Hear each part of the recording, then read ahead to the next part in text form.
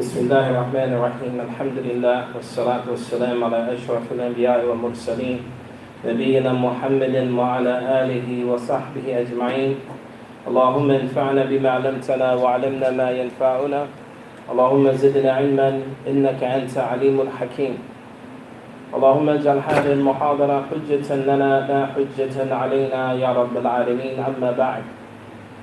This is our second class and the introduction to divine law, which is the Sharia, introduction into the Sharia. Today, inshallah, there's going to be a lot of information to be covered. Last week, we started off with talking about the different levels of tashri'ah, or the levels of Islamic fiqh and revelation, or the levels of Islamic law, how it's come down over the times. And so now we're talking about the first level. Who recalls what we're talking about, what we stopped talking about last week, and we're going to continue today? The different ages in the development of Sharia law. The different ages in the development of Islamic law. So we started with what time period? What time period did we start with?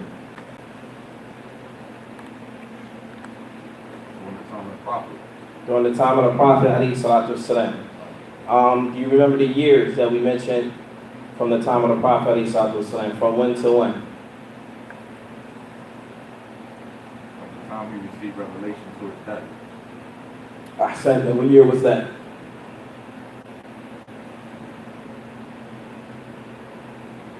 From the time of the revelation to his death. What year was that? 1700? Nah. What year? About 640. Not miladi, we just want Hijri. Oh, Hijri, I'm sorry. Huh? 15. La. 13.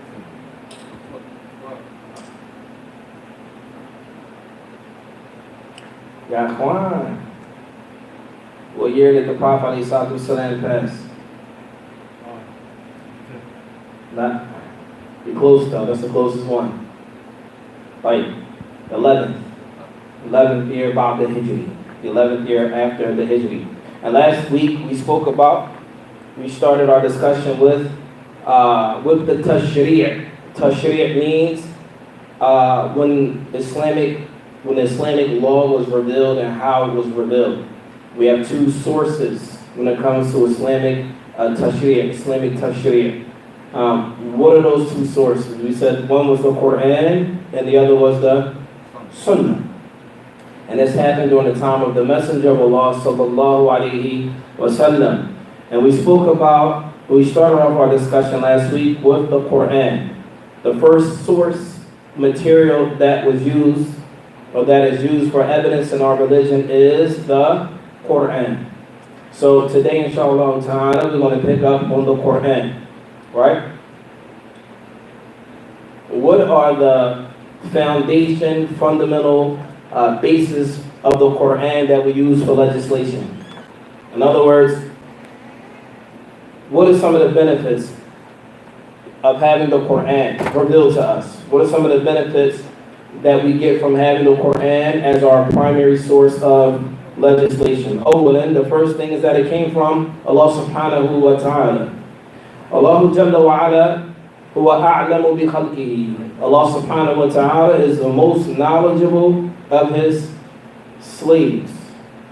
Wa kadhalik a'dalu. And Allah Jalla wa Ala is just with his slaves. There will be no slave that will be oppressed. Everyone will have their justice yawm al-qiyamah, inshallah ta'ala. Wa min ahammiha. So from the things that we get from the Quran, Taysir wa adam al-haraj. The Quran came as Taysir.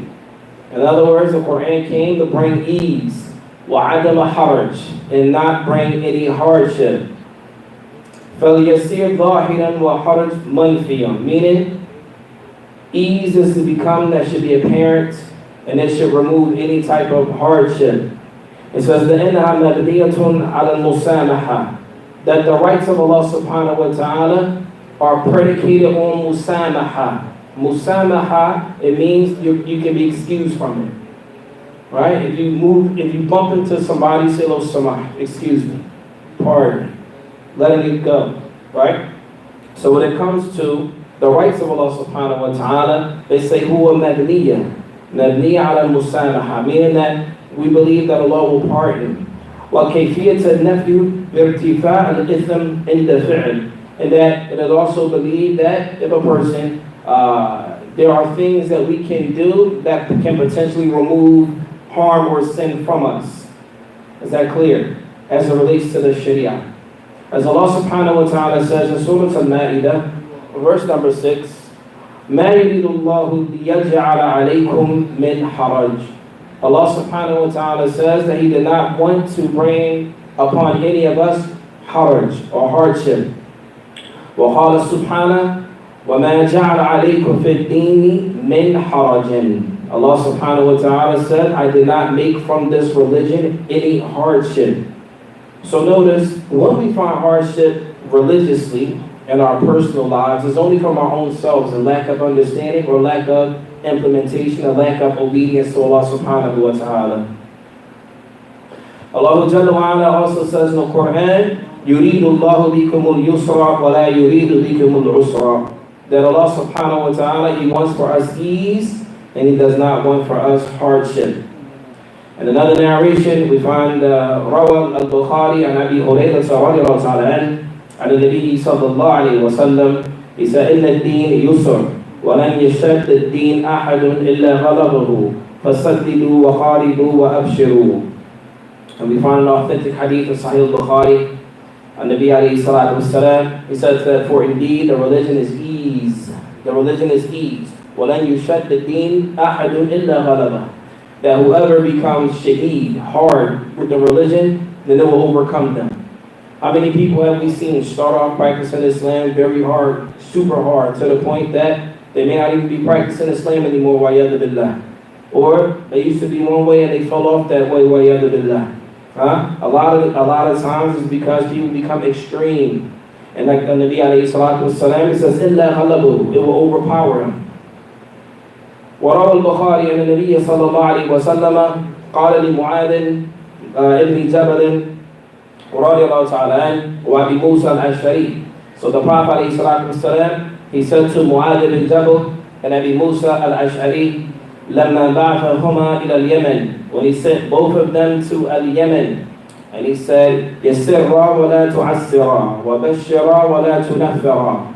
He said to both of them when they were going to Yemen, bring ease to the people, وَلَا تُعَسِّرًا, and do not make it difficult for the people. وَبَشِّرُوا وَبَشِّرًا, and give glad tidings to the people.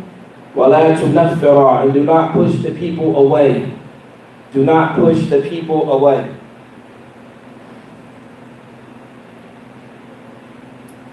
So some examples of how the Quran and how Islam has been made easy for us. Allah subhanahu wa ta'ala created for this ummah خمس salawat fil yawm wal layla, 5 prayers in day and night. Not 20, not 30, not 50. 5. وَصَوْمْ شَهْرٌ وَاحِدٌ مِنْ 12. And Allah subhanahu wa ta'ala legislated for us to fast 1 month, not 12 months. فَقَدْ كَانَ قَوْمَ نُوحٍ يَصُومُونَ الدَّهْرَ. That the people of Nuh, they would fast all the time. They had to fast all the time. كُلَّ وَشَرْعَ مَسَّلَ الْخُفَّيْنِ وَالْجَبِيرَ. Allah subhanahu wa ta'ala also legislated that we can wipe over our socks and also wipe over our arms. So for example, if a person that breaks their arm, and they have to have their arm or their foot in a cast, I said it has not been legislated that you cut the cast off, break it off, and wash your arm. You can't. So Allah subhanahu wa ta'ala made it easy for you to wipe over it. To wipe over it. طيب. وَالتَّيَمَّمْ عِنْدَ فُقْدَ الْمَاءِ. And if you don't have water, Allah subhanahu wa ta'ala legislated that we can make a tayammum. أو تعذر استعماله وفي الصلوات شرع للعاجز أن يصلي حسب حاله. And Allah subhanahu wa ta'ala also legislated, assuming that a person does not have wudu and he cannot make let's say the person cannot make a tayammum, or they don't have clothes or whatever. If a person is ajiz, meaning they cannot do the things necessary, the prerequisite for salah, salli ala hasab hali, then that person should pray in according of his condition. وَلَهُ أَنْ يَجْمَعْ بَيْنَ الصَّلَوَاتِ فِي الْخَوْفِ وَالْمَطَرِ. Allah subhanahu wa ta'ala also legislated that we can combine in the salawat. If it is raining or if your person is afraid, and we can also shorten the prayer when it comes to traveling. Also, Allah subhanahu wa ta'ala made it easy for us that a person that can't fast because they're old or they are sick, that they can break their fast. And likewise, a person that is traveling, a woman that is pregnant, a woman that is breastfeeding, a woman that is on her menses, she doesn't have to fast. And likewise, Hajj is removed. Hajj is removed from a Muslim if they are sick or they are unable, or they can't afford it, or they are afraid, etc. All these things are put in place to make it easy on the Muslim. All these things are put in place to make it easy on the Muslim. One of the most important things that we need to understand about Islam is that the Sharia is put in place for the masalih al-nas. Masalih al-nas meaning those things that are beneficial to the people versus things that are harmful to the people. And what that means is that Islam is set up, the Sharia that is set up to bring ease and is always looking for that which is most beneficial to the human being. Understand this. Anytime we hear something in the Sharia, this, that, any law, Islamic law that we hear or we come across, is always understood that these laws are in place because this is what is best for us. This is what is best for us. So here we're going to discuss briefly, this is going back to the Quran again, al-musayara al-tashri' lil-masalih al-nas. How the Sharia was put in place to bring ease to mankind. The Sharia was brought forth to bring ease to mankind, whether it's now or whether it's later. Perhaps Islam or the Sharia may legislate something for us and we don't understand it. In fact, we can't grasp the wisdom behind it. It doesn't make sense to us. But maybe it'll make sense later, but maybe right now, today, it doesn't make sense to us. So Allah subhanahu wa ta'ala says in the Quran in Surah Al-Anbiya, وَمَا أَرْسَلْنَاكَ إِلَّا رَحْمَةً لِلْعَالَمِينَ. Allah subhanahu wa ta'ala says to the Prophet alayhi salatu wasalam, that we did not send you except as a mercy to mankind. Except as a mercy for mankind. This mercy here, لِتَحْقِيقَ الْمَصَالِحِ. This mercy here is in place so that the most beneficial thing to a human can be achieved. And Nabi alayhi salatu wasalam brought this mercy, or the mercy was sent from Allah subhanahu wa ta'ala to be that which is most beneficial to us, meaning Allah's creation. إِلَّا لَوْ لَمْ تَكُنْ رَحْمَةً مَقْصُودَةً لَمَا وَصَفَ صَلَى اللَّهُ عَلَيْهِ وَسَلَّمَ بِرَحْمَةٍ. And if this mercy was not the intent, then Allah subhanahu wa ta'ala would not have called him a rahmah. And at this thing here, this rahmah, راجعة إلى مصالح العباد, that it goes back to the correctness or helping of the slave, في دنياهم وأخراهم, in his dunya and in his next life. In his dunya and in his next life. And it says, فَلَا تَنْفَعْهُ طَاعَةً وَلَا تَضُرُّهُ مَعْصِيَةً. And that our obedience will not help Allah and our disobedience will not harm Allah. As Allah subhanahu wa ta'ala says in the Quran, وَلَكُمْ فِي الْقِصَاصِ حَيَاةٌ يَا أُولِي الْأَلْبَابِ. Here is a case where Allah subhanahu wa ta'ala says in the Quran, وَلَكُمْ فِي الْقِصَاصِ. Does anyone here know what qisas is? Have you ever heard this term? Huh? Qisas is like a story. No, that's a qisas. That's a qisas. or Qisas. Here we're talking about Qisas. What is al-Qisas? Al-Qisas is punishment. A type of punishment that a person receives. A legislative punishment, it could be capital death, it could be whatever, but it's a type of punishment, al-Qisas.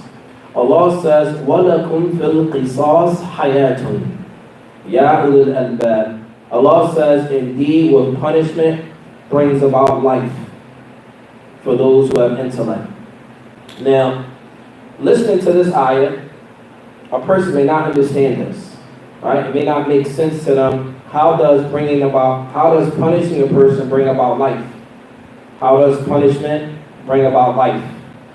In these cases, perhaps a person can be a qatta' al-tariq. A qatta' al-tariq are people who oppress and violate, harm, kill, oppress people. In this case, if the qisas was legislated for this person, they would be removed from this earth. It's possible that this person will be removed, like from the government, obviously not from individuals, right? This person will be removed. And from this case, Qad could be said that life is brought forth after that because the oppression is removed from the earth. طيب. ولئن كانت مصلحة القصاص ظاهرة للجميع فإن بعض مصالح لا يفهمها إلا العلماء. And so it mentions that some of these things, the maslahat al-qisas, that the benefits of punishment may not be realized or actualized by most people. Rather, it only becomes clear or understandable to the scholars for certain groups of people. بل إن بعض أحكام تستلزم الطاعة والعبودية لله تعالى. And for that, there are some aspects of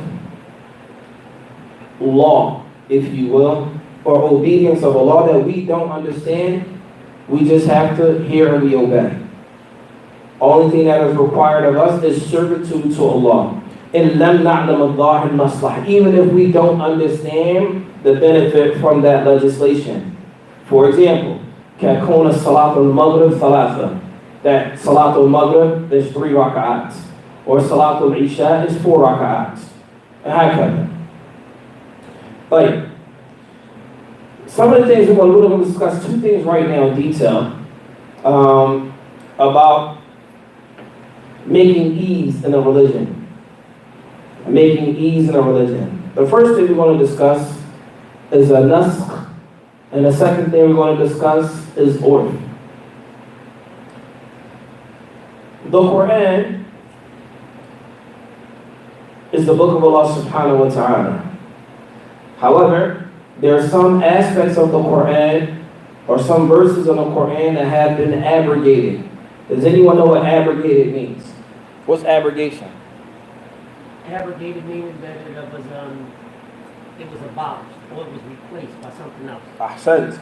So there's some verses in the Quran that were removed.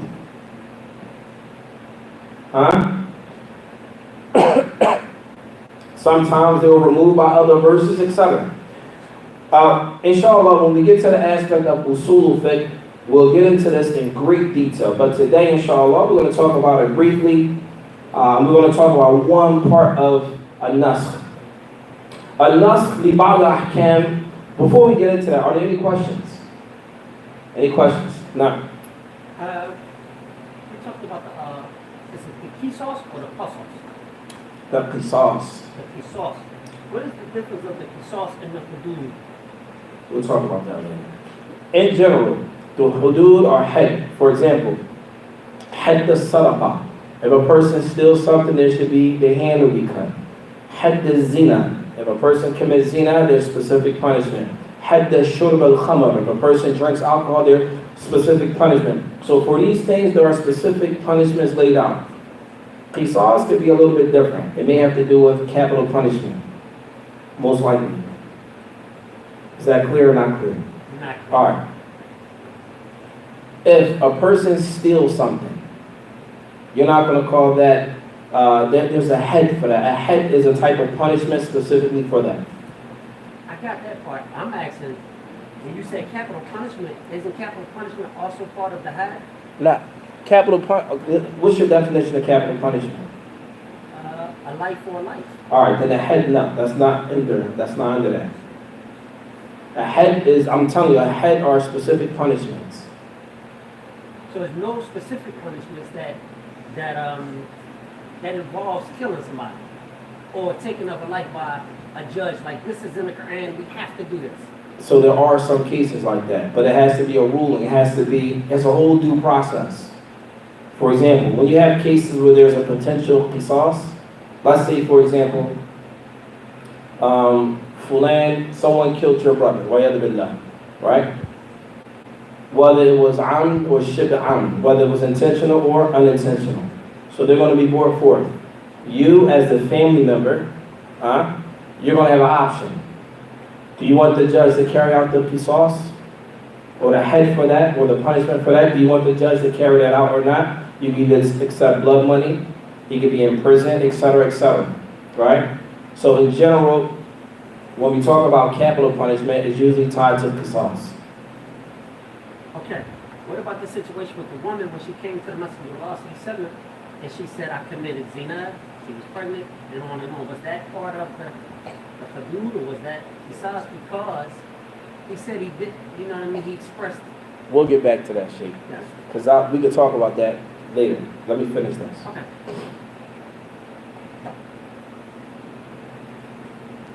Right. We'll get back to that, inshallah, but we're going to finish this here about the nasakh. Here, النسخ لبعض الأحكام فقد يقرر الشارع حكما ثم ينسخ بعد انتهاء ما جاء لأجله. So here, when we talk about nasakh, or abrogations, or something that is abrogated from the Quran, some of the rulings فقد يقرر الشارع حكما ثم ينسخ. If there was a legislation that was revealed, right? ثم ينسخ بعد انتهاء ما جاء لأجله. Let's say, for example, if there was legislation that was revealed for a particular purpose. Once that purpose was fulfilled, then that particular ruling can possibly be removed. This is the definition of something being abrogated, right? So here we're going to talk about one part of abrogation. Here it says, أجمع قائلين بالنسخ من المسلمين على الجواز وقوعه.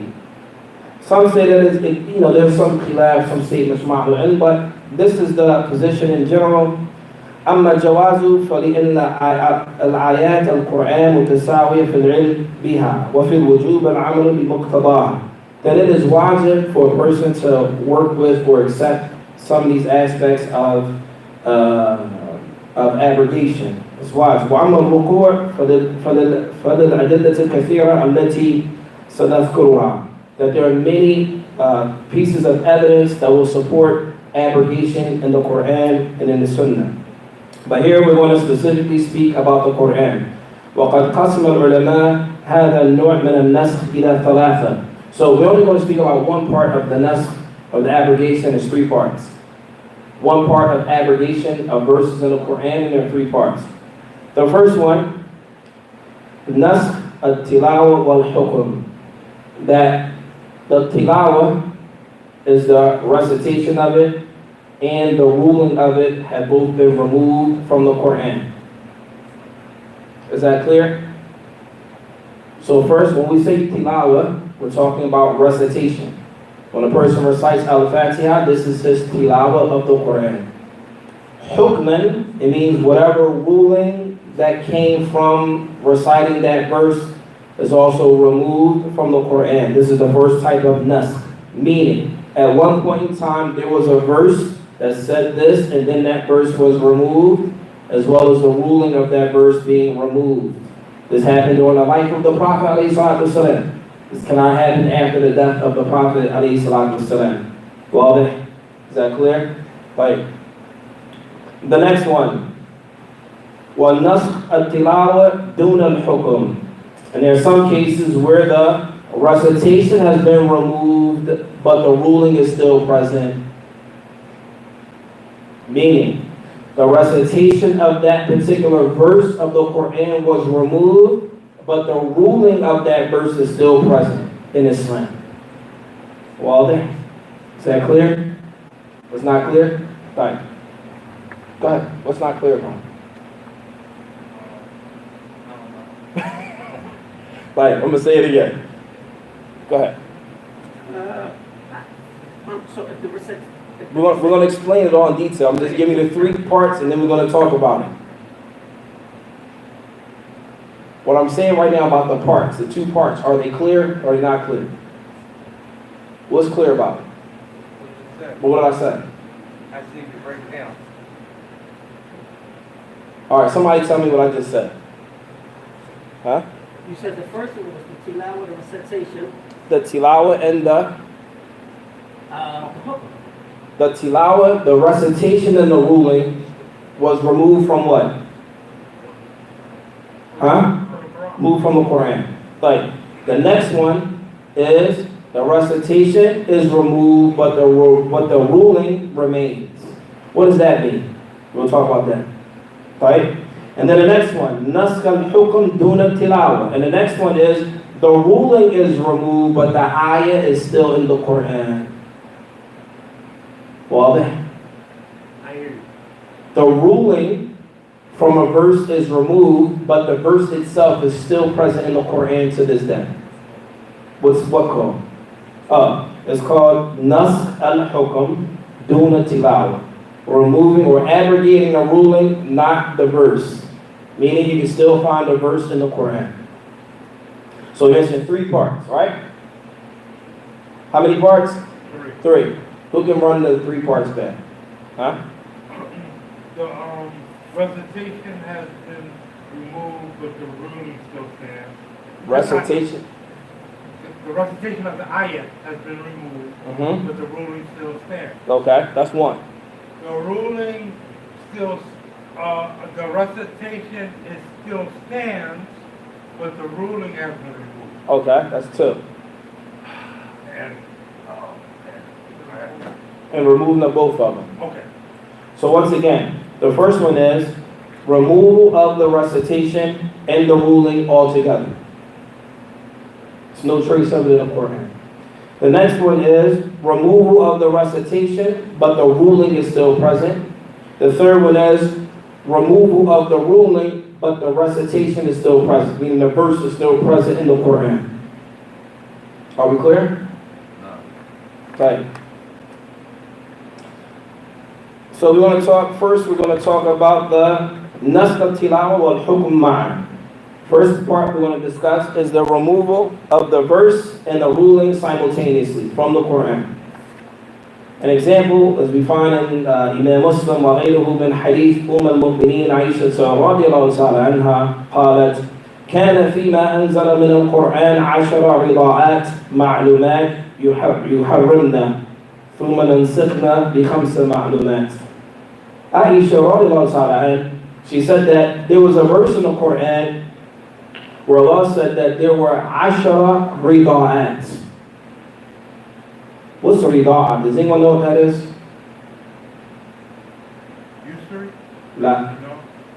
Al-rida'at. What is it? Breastfeeding. So in order for someone to be a breastfeeding mother, how many times does she have to breastfeed the child? This ayah and ruling that was removed before it was 10.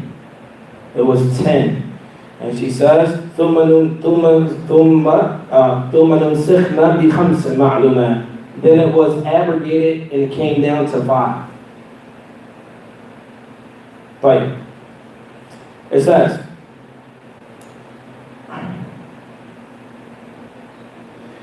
وهذا النوع من النسخ أجمع عليه القائلون بالنسخ من المسلمين ف10 رضاعات معلومات يحرمنا ليس لها ورود من القرآن الكريم. That this verse now is no longer present in the Quran, nor is the ruling itself present in the Quran.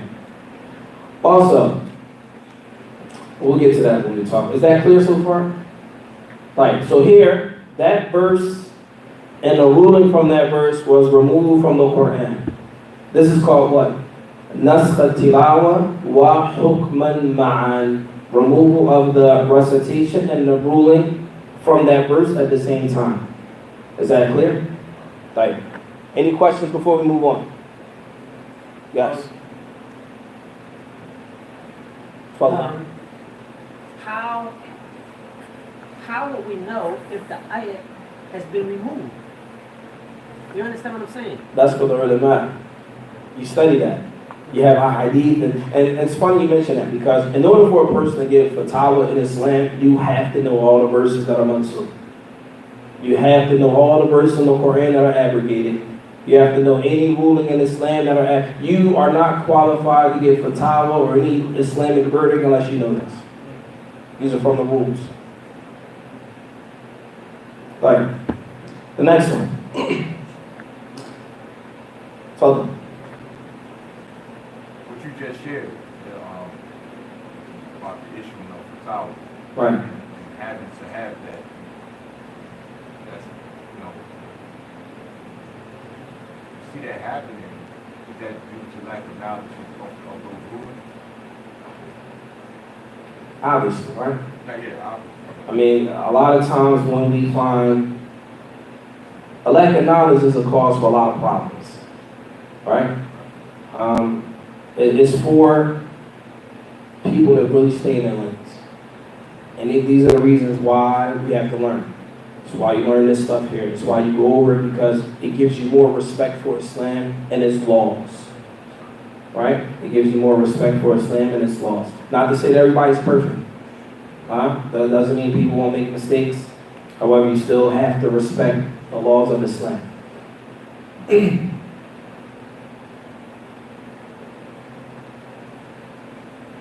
Like, even here it mentions, like, when it comes to these issues here, these issues are not issues that a person can use their opinion on. These are not opinion-based issues. Knowledge-based. The second one. Nasakh tilawa dun al-hukm. The removal of the verse from the Quran, removal of the verse from the Quran, but the ruling is still present. Do you have the soul? Can you imagine this? Think about it? You can't imagine? No. Okay. So, we're going to mention a couple of examples of this.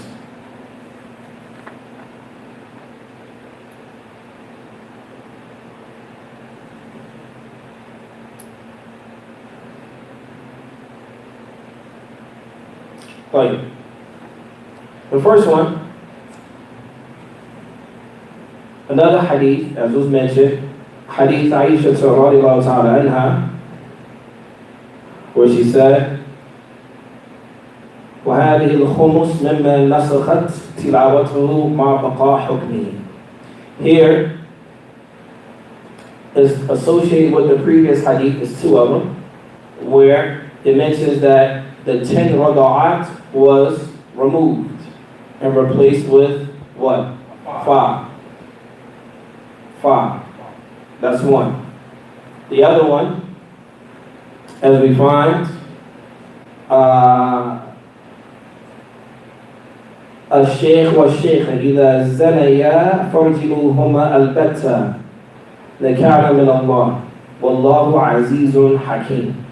This was the ayat that was in the Quran but was removed. It says a sheikh or sheikha, meaning a man or woman, an elderly man or elderly woman, or sheikh or sheikha, however way you translate it, إِذَا زَنَيَا, if they both commit zina, فَرُجَمَهُمَا, then stone them, al-batta. And this is a punishment that Allah has placed upon them, but the verse was removed, but the ruling still remains. The verse was removed, but the ruling still remains.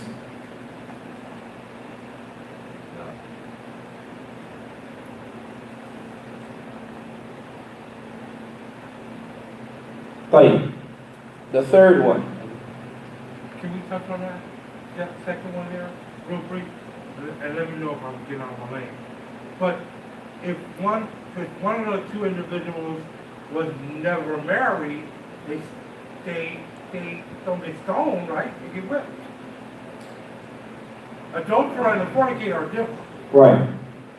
Or Yes. No, they're different. Am I going somewhere I shouldn't go? You can go wherever you want to go. I'm saying. You can ask whatever you want to ask. It's not. Yeah. Yeah. The man or the woman may have never been married, so they're a fornicator. Right. It says a sheikh or sheikha. which means that older man. Older man. Right. And there's more detail to it. We're not going to get into the... I'll leave it alone. Right. It's okay to ask about them. Say we just have other stuff. We'll come back to each Okay, other. good enough. Dealing with this. Okay, so you saying the ayat that was abrogated, it said if a man or a woman commit zina, then they should be stoned. So the ayat was removed, but the ruling stood. Right. How do we know that? How do Because it's in a hadith. Gotcha. Because you find it from the Sahaba, Gotcha. etc. Gotcha. These are not things, so Islam is not a deen of osmosis. You don't just sit back and just, it's removed and you just say, to come to you. The reason I'm asking is because sometimes if an ayat was removed, it was replaced with another ayat. That's what Sometimes. But we're not talking about that type of abrogation right here. Gotcha. Like I told you, we're only focusing on one part of abrogation that has three parts. Gotcha. When we get to usul fiqh, inshallah, if time permits, we can really go into abrogation in great detail. It's a lot more than just 15 minutes in the class. So like for example, back to you, a sheikh or sheikha, إِذَا زَنَيَا. Perhaps it's talking about people that were already married and got divorced. Huh? People that were already married and got divorced. فَإِذَا زَنَيَا فَرْجَمَهُمَا الْبَتَّةً. Meaning, a person that was married at one time, and here's another thing, in Islam, if a man or a woman, they're both married, and they both get divorced, and they're no longer married, and they commit zina, this is also considered adultery, and this is applicable to this verse. Even though that verse isn't present, even though that verse isn't present in the Quran, لَكِنْ حُكْمَهُ بَاقِيًا. Lacking, the ruling still remains. The ruling still remains. Now, the third part, نسخ الحكم دون التلاوة. Removal of the ruling, not the recitation. So in other words, there are verses in the Quran that are present in the Quran right now, but they're abrogated, meaning there's no ruling from it. Is that clear? There are verses in the Quran right now. If you read the verse, and you say, oh, this verse, Allah says this, but that ruling is not applicable now. Well there? So, an example of which would be when Allah subhanahu wa ta'ala says, وَالَّذِينَ يَتَوَفَّوْنَ مِنْكُمْ وَيَذَرُونَ أَزْوَاجًا وَصِيَّةً لِأَزْوَاجِهِمْ مَتَاعًا إِلَى الْحَوْلِ غَيْرَ إِخْرَاجٍ فإن خرجنا فلا جناح عليكم فيما فعلنا في أنفسهن من معروف والله عزيز حكيم. Allah says, this is Surah Al-Baqarah, verse number 240 is abrogated. Surah Al-Baqarah, verse number 240 is abrogated. Allah subhanahu wa ta'ala says, and those whom Allah have taken with death, and you leave behind you wives, then you should take care of them for a whole year. Without turning them out. And if they decide to leave from your care, then they can leave from your care. Is that clear? So during that time, at one point in time, if a man died, then they were supposed to take care of the spouse for a whole year. Right? This verse is still present in the Quran, but the ruling from this verse is no longer applicable. Huh? Who was taking care of the Obviously, you have to be the awliya, the family, etc. Okay. Whatever from the waratha, etc. And Allah Ta'ala A'lam. Is that clear? So this is one part of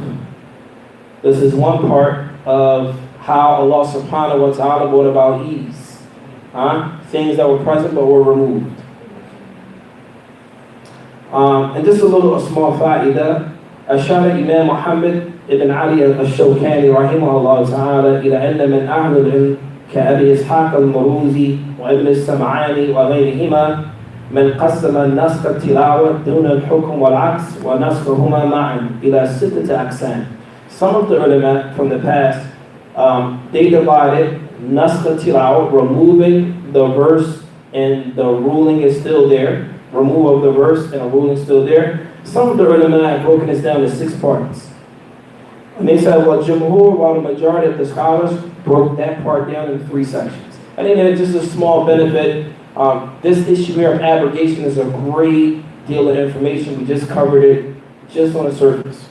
Just to let you know that it does exist in Islam, And there's a whole lot more to talk about it if we had time to discuss it, but this is just a small part. We have more to cover in other aspects. The second benefit that we get of how Allah subhanahu wa ta'ala has made the Sharia easy for us is that some of the rulings from Islam are predicated on urf, or predicated on our customary practice. Does anyone understand what that means? Yes. Huh? Or Urf. What is urf? it's when there's a principle effect where if there's no rule in place, then the custom of that society or that people can be taken into consideration. Ahsant. Has anyone ever heard this before? Yeah. Besides you? Yes. Besides you? Like, it says, وَلِسَانَ شَرْعِيَّيْنِ لَا فَرْقَ بَيْنَ عُرْفٍ وَعَادَةٍ. So some of the ulama say there's no difference between urf and aada. However, with our urf, let's say for example, go ahead. Aada is the same thing as urf. Customary practice. That the customary practice that we have where we're from. Yes. What were you said just a little fahida. What does that mean? I'm sorry? Earlier you said something like fahida, a word? Fa'ida? Just a little A small fa'ida. Benefit. Oh, benefit. Yes. So there are two types of urf. Two types of urf. Urf al-sahih wa urf al-fasid. Urf al-sahih and urf fasid. Urf al-sahih, and we'll talk about that now. هو ما تعارفه الناس. Urf al-sahih, which is a correct customary practice, that which the people are familiar with. وَلَا يُخَالِفَ الدَّلِيلًا شَرْعِيًّا, and it does not go against any dalil from the Sharia. It doesn't go against any dalil from the Sharia. وَلَا يُحِلُّ مُحَرَّمًا, and it does not make something haram haram. وَلَا يُبَطِلُ وَاجِبًا, وَلَا يُبْطِلُ وَاجِبًا, and it doesn't make something as wajib batil. وَأَمَّا عُرْفُ الْفَاسِدِ, as for the urf that is incorrect or false, فَهُوَ مَا تَعَارَفَهُ النَّاسِ, that which the people know and is familiar with, لَكِنَّهُ يُخَالِفُ الشَّرْعِ, however it goes against the Sharia. We have a lot of that here. We have a lot of our urf that goes against the Sharia, right? أَوْ يُحِلُّ مُحَرَّمٍ, or when we get upset sometimes we make something that's haram, what? Halal, وَيَذُ بِاللَّهِ. أَوْ يُبَطِلُ الْوَاجِبًا, or we make something that's wajib batil. مثل تعارف الناس كثيرا من المنكرات. And there are many different things that we can use to discuss, to talk about that. As for urf al-sahih, as for the correct customary practice, يجب مراعاته في التشريع في القضاء. If a person were to sit in front of a judge, and this is one of the benefits of Islam. If an Islamic judge came here to America, if we had a Muslim judge here that studied the Sharia, and he's versed in the Sharia, and he understands the different nuances of the Sharia, and he comes here and he rules in the affairs of the people here, the first thing that he must do is understand the customary practice of the people. It's not possible to rule on some affairs in a foreign land without understanding the customary practice. This is from the basic fundamentals of the Sharia. Yes? But this is why in the previous class you mentioned the jurisdiction of one that's issuing fatwa in a different country. They don't have any jurisdiction. No. The only jurisdiction, for example, a person might say, well, if a scholar overseas gives a fatwa, halal is halal there and haram is haram here. That's check. But these have to do with issues that don't have to do with our order. There are customary practices in Saudi Arabia that are maybe halal there, but if you try to do that here, it's going to be a problem. Or vice versa. This is why it's very important for a judge, anyone that's going to give a verdict, you must understand the customary practices of the people. You must. Otherwise, what's going to happen is, we're going to hear fatwa. Right? You'll hear fatwa coming from overseas, and everybody's gonna look at each other crazy. How would the sheikh say something like that? That don't even make sense. How many times you make faces like that? Your verdict come from overseas, and you may know it doesn't fit the mujtama, it doesn't fit the society. How does that work? Huh? Right, so then, أمراته بالتشريع في القضاء. So when you want to give a حكم شرعيا, you must have مراعاة العرف. You must take into consideration the customary practice of the people. هذا أولا. وعلى المجتهد مراعاته في اجتهاده. And likewise, a mujtahid, a person that is a mujtahid, one that is qualified to give Islamic verdicts, it is for them to take into consideration the customs of the place he is giving his verdict at. وعلى القاضي مراعاته في قضائه. And for a judge to take into the customary practices when he gives his legal verdict. لأن ما تعرفه الناس وما ساروا عليه صار من حاجاتهم متفقا ومصالحهم. This is because that which the people are accustomed to, this is how they live, what they've been living with, this has become the things that they need and that they all agree on, and at the end of the day, these are things that are beneficial to them, to that particular people in that particular society. And it says, فَمَا دَامَ لَا يُخَالَفَ الشَّرْعُ وَجَبَتْ مُرَاعَاتِهِ. As long as it doesn't go against the Sharia, then it is wajib to take into consideration a person's customs.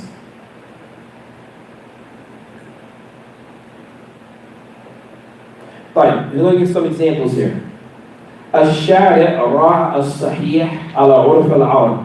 The Sharia took into consideration the customary practice of the Arab in certain instances. Fit tashri'. When a legislation came down, the Sharia considered the customary practice of the Arab during that time.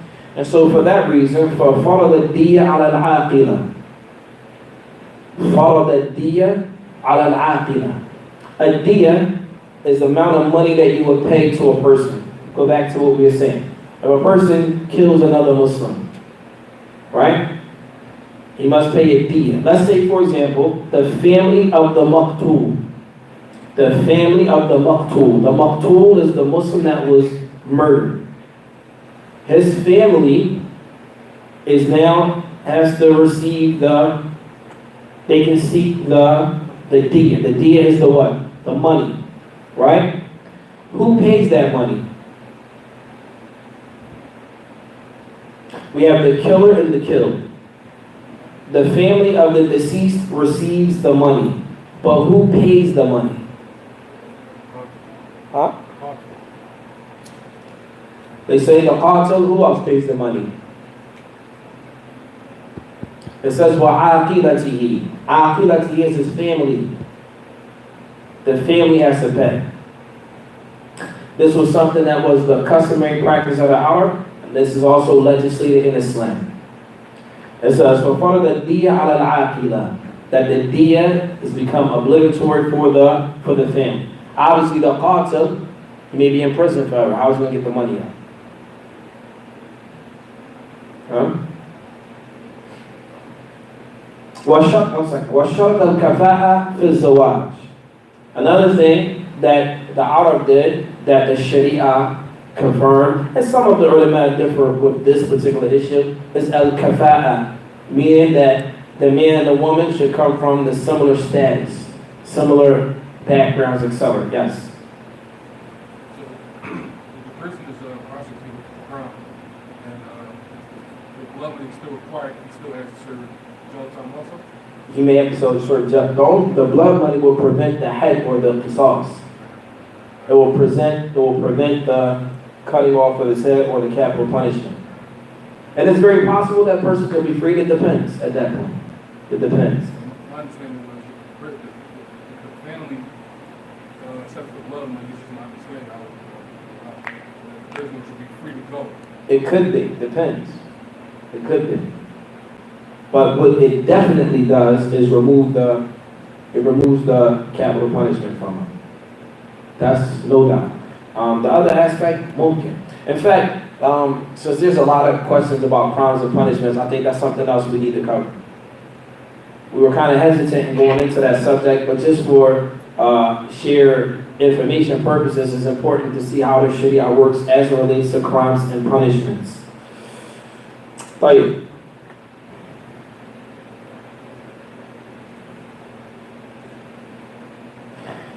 So the order or the customary practice in the Sharia, له الاعتبار. It is definitely taken into consideration.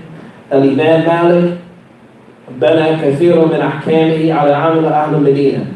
Imam Malik, he established a lot of his Islamic rulings based on the action of the people of Medina. This was their order. And likewise, Abu Hanifa وأصحابه اختلفوا في أحكام بناء على اختلاف أعرافهم. Imam Abi Hanifa and others, they may differ on certain rulings based on the culture of those people. Based on the culture. Likewise, you find with Imam al-Shafi'i, rahimahullah ta'ala, he had one set of fatwa when he lived in Iraq, and then when he moved to Egypt, he had a different set of fatwa for the people that lived in Egypt. Why is that? Did the halal and haram change? La. Because of the order. Because of the order.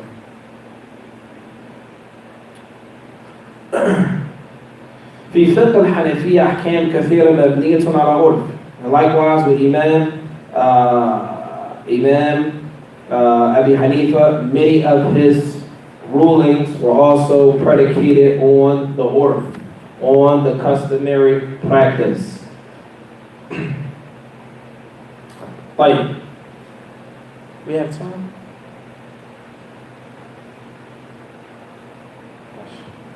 طيب. التدرج في التشريع الأحكام. Another thing that's beneficial that we need to take into consideration is that the Sharia, when it came down ala tadarruj, meaning things weren't made impermissible overnight. Rather, it was tadarruj. It started off slow, and then it built its way up to things became permanent to what we have today. Having said that, it's important for us to know, and the tadarruj, meaning the progression of the Sharia as it moves forward.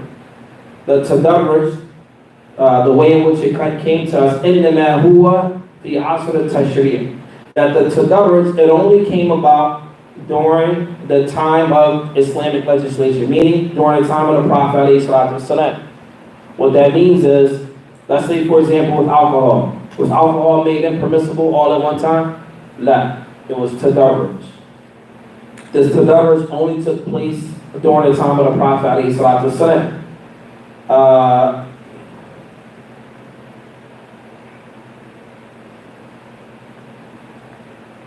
طيب. أما في يومنا هذا فالأحكام ثابتة. As for today, there is no tadarruj. There's no tadarruj, meaning what was haram is haram today. لكن التدرج يبقى في كيفية الدعوة. However, they say tadarruj is still here as it comes to giving da'wah. For example, if you know a sister, and I heard one of the ulama mention this, let's say you have a sister that's married. We know in Islam it's not permissible for a Muslim woman to be married to a non-Muslim man. She comes here and says, and you know she's married, you know the sister's married, she comes here and says, I want to become Muslim, I love Islam, to the end of it. Hikmah is not from hikmah to tell her, well, since you can't take your shahada because your husband is not Muslim. It is better for this sister, this person, to take her shahada, to be in sin and be a Muslim, than not to be a Muslim and remain upon what she's at. Is that well there? Yeah. This comes from wisdom. You must have hikmah, because at the end of the day, if the person is Muslim but they commit a sin, it's better than the person not being Muslim at all. In fact, there's a narration from Shaykh al-Islam Ibn Taymiyyah. He said that it is better for people to come into Islam and be innovators, that they are still upon Islam, than to remain in kufr. It's the statement of Shaykh al-Islam Ibn Taymiyyah, rahimahullah ta'ala. when it comes to spreading certain aspects of the religion, it's important to pick the proper time and the proper place. Everything is not for everybody at the same time. When a person first becomes Muslim, you don't give them everything all at once. You may drown that person. And then we make them want to walk away from the religion of Islam. I think we're going to stop right here, inshallah. Any questions? And we'll pick up next week. We're supposed to cover a whole lot more than that. SubhanAllah. We're going to stop the questions to the end. Okay. You mentioned Imam Malik and al-Madina, and there are some that don't, but that they don't regard it as law or as part of So the question is, there are some madhahib that don't consider Amalu Ahlul Medina as a proof. That's what you're asking. Is it a question or is it a statement? Yes. So now here comes the question: Is this because of the one them being in Medina as opposed to Baghdad? So the question is, why don't other scholars of the past consider the actions of the people of Medina to be a proof? In light of what? In light of what? Yeah. Allah. In light of what? Allah.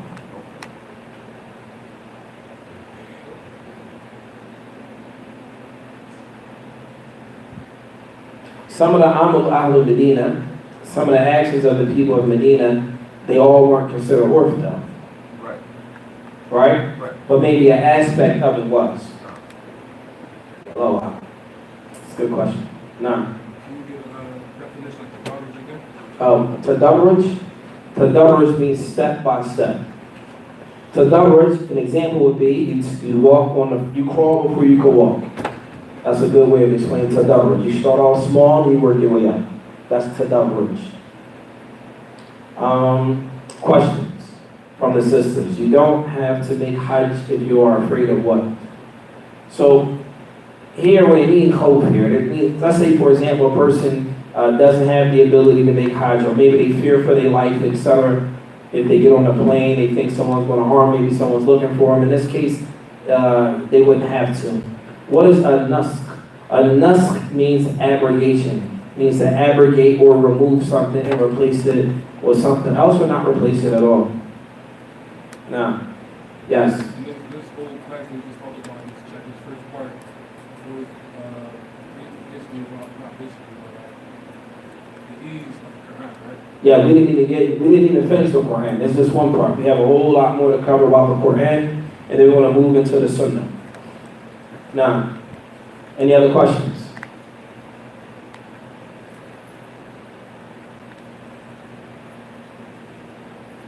Regarding our work and this whatever idea that there's no scholars here The idea of there's no scholars where? in America. This, not I disagree with that. I disagree too. What I'm saying, using that idea, then how will our work be addressed if using that idea that there's no Good, scholars? mashallah, that's an excellent question. He said, it's an excellent question, mashallah. He said, based on this issue of work, Islamic customary practice, if we don't have scholars here, how will our issues ever be dealt with if there's no one here qualified to understand our work? It won't be. That's why there has to be people of knowledge here. You may not know them. He may not know them, but there has to be. And just because a person has knowledge, and maybe from the people not, it doesn't mean they're from the major scholars of Islam. But maybe they have some knowledge. Maybe they're from the scholars of Islam. Not sure. It's okay. I also believe that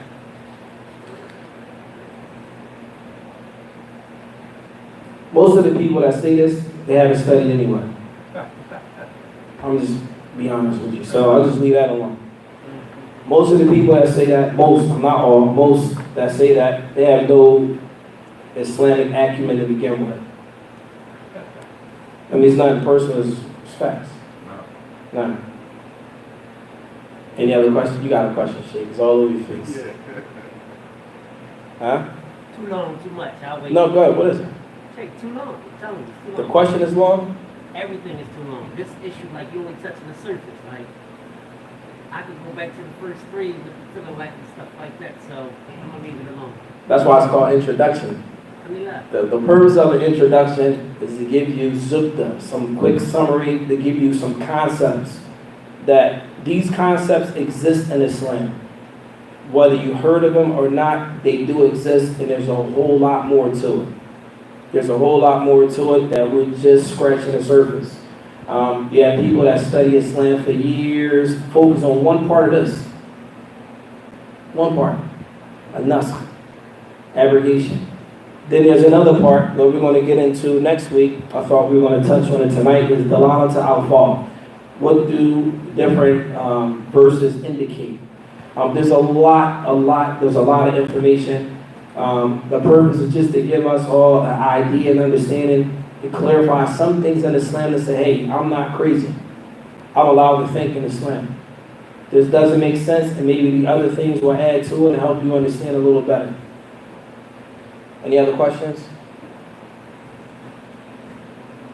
Any questions from the sisters?